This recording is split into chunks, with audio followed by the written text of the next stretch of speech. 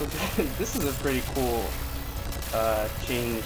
It's kind of drastic too because I think it's the only level where this happens in, where you're on minecarts and you're either you're able to flip gravity from the top bottom or from left and right. Soon it's gonna change to do that.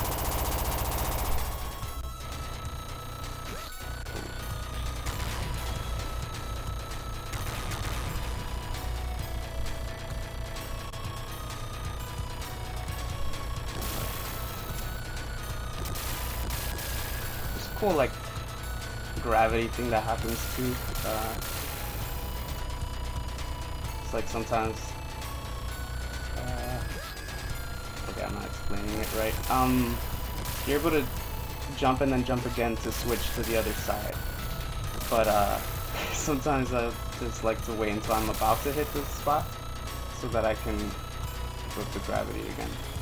And now it's not happening. Yep. Guys are lazy. Get them.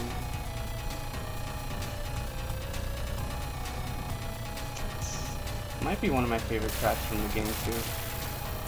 The music in a lot of the Treasure games I really enjoy. The ones they have for what was it?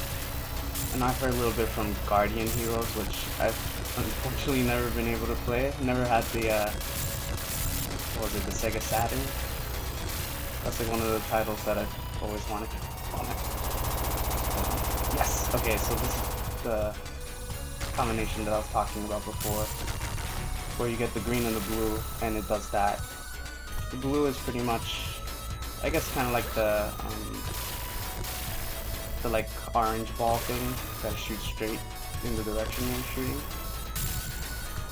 But yeah, the combination, this is the best. I don't even have to aim it. I just gotta hold it. Hold the shooting button. That's it. Yeah. Yeah. So I guess that's one thing about this game where some of the difficulty, or at least some of the challenge, is a little bit gone. Once you find out the ideal weapons to use, you can just try to start with one of those weapons and collect the other one if chance allows it. But I don't know, I feel like some parts of the game might be kind of easy because of that, but I just like the whole feel of the game, just the way your character controls, the little things you can do, like the whole sliding and jumping in the air again to hit enemies. The music, the character animations, the enemy types is all really fun.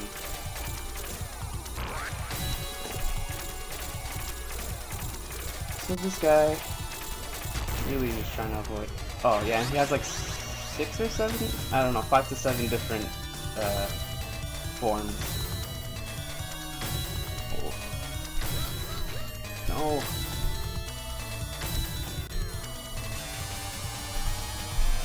Alright. So you see kind of how he's like moving in a very sporadic way. For a lot of Treasure games, or at least for this game, there's certain animations where I've noticed they have like, I don't know if I call them like derpy animations for the characters, where it's silly but they're also just beating the hell out of you in a certain part. So I feel like the silliness just makes you hate the enemy more. There's gonna be hopefully I can show it in the 4th level of this game where this is an enemy just like that. He's like a humanoid looking thing, but he has very derpy looking animations, and he was kind of hard when I first was fighting against him, so I used to hate fighting against him. This guy. I don't know if you recognize the character. I think it's called Green. The enemy I'm fighting. He's in the intro cutscene, so I guess it's like I don't know if the story is that he was with you and the other character, the second player, and he turns bad or something. I'm not sure. I can't remember.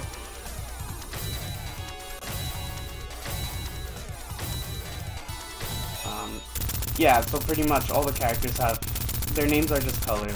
Like this guy's green, the character I'm playing as is red, I think the second player is blue. Everyone else, at least every one of the main ones, is like yellow and another thing. I'll show you right now. Yeah, these two. I think he's probably gray or white. I mean, yeah. And then I'm forgetting if she's yellow. But flying battleship, Captain Orange. See, so this guy's Captain Orange, and then the other guy is, I think, yeah, black. So everyone has a color. That's weird. When I select the stage, since it's the same button to change the weapon, it changes it here still. Like a little thing. I wonder if they noticed. I don't think that happens in the original game. It might be for this Sega collection.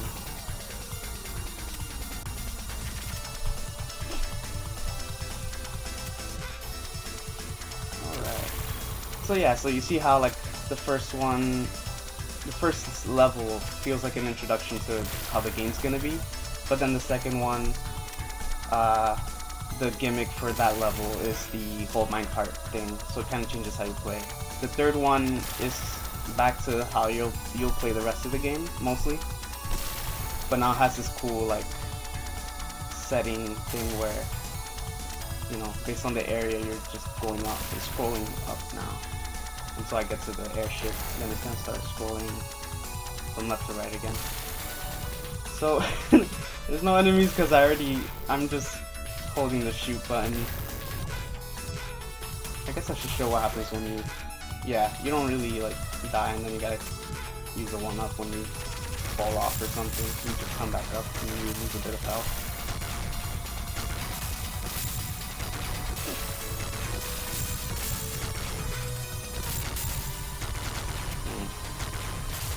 Boring with just like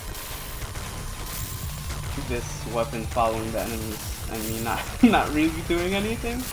Kind of helps for me talking. This is my first time doing something like this, but I can see how it might be boring. I don't know if you haven't seen the game before and you're just looking at all the graphics and listening to the music.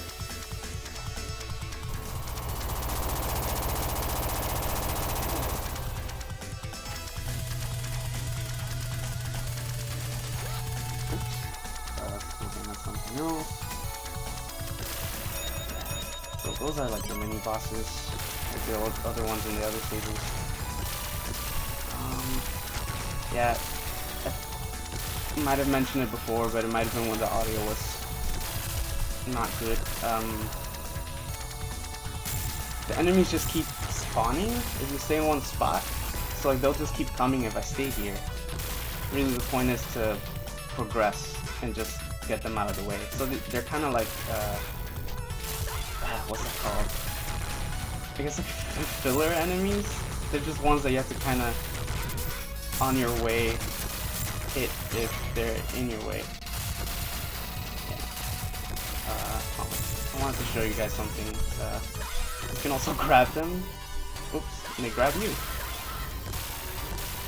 Yeah, I used to love doing that too when I used to play this as a little kid. Alright. Oh, and so this enemy,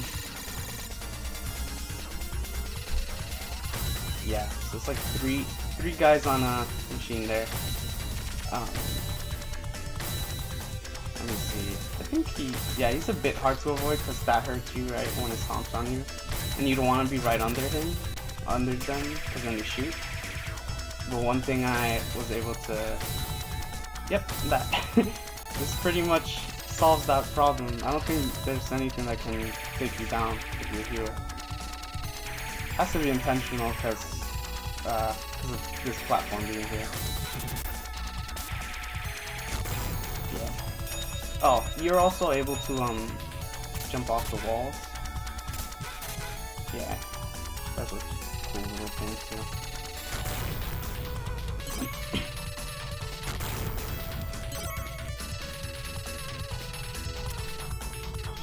Alright. Oh, alright. Let's see if I can show you guys with this enemy. Nope. I'll show you for the boss who's coming right after this guy.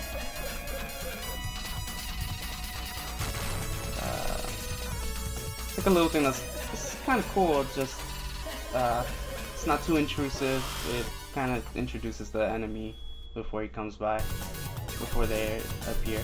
So I think all the other bosses had the warning signs of the boss approaching orange, and I'm able to go through that text, and then it tells me what his actions will be. But, I don't know, it's kind of like a cool little thing. Whoa. So for this guy, oh my god. So this guy, you just gotta keep your distance. He's gonna do that shoulder rush, the bomb thing, and the grapple. Yep. Okay. Right. You gotta start from the halfway point again. And I lose the weapon. That's what happens when you die. There's, I guess, 2 checkpoints. One is one checkpoint.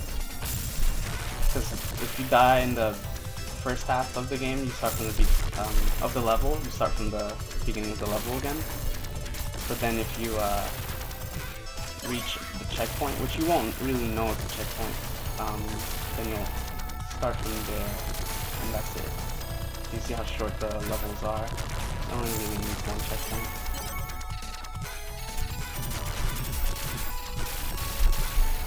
Try to breeze through this. I was able to get up here before. Yep, there we go.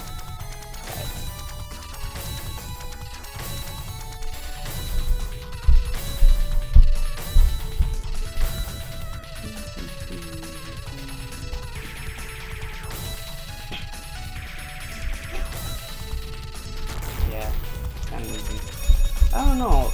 Things like that is like, I guess, because that boss himself is kind of challenging at first, especially if you don't know the right combination for weapons to defeat enemies quickly or efficiently. But I guess if, you know, since the challenge is still there, I guess if you can learn like, oh, this is the easy way to defeat the enemy, then I guess it's not. It's like a cool little thing to have. It's outsmarting the game in that sense. But I don't know, I'm still a little iffy on stuff like that. Especially because the game already has that ideal combination for weapons. Like for the combination I have right now, I'm really not gonna change it. I've played with this combination ever since I found out that it was the best one, or one of the best ones. And I never have the need to change it every time I play this.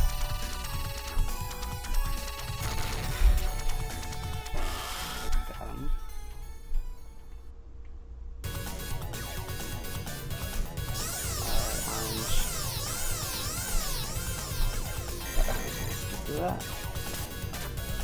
So yeah, so for this boss, keeping your distance, going underneath the plane so that thing doesn't hit you.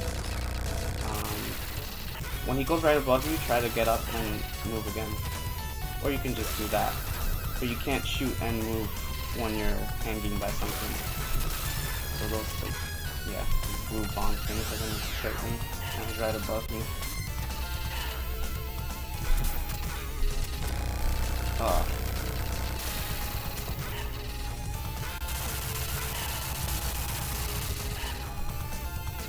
Yeah, and then again, with this boss is easier with this weapon. If I had the ones that shoot straight in the direction you're looking at, he would have been a little more tough. Because I don't have anything that's constantly just hitting him.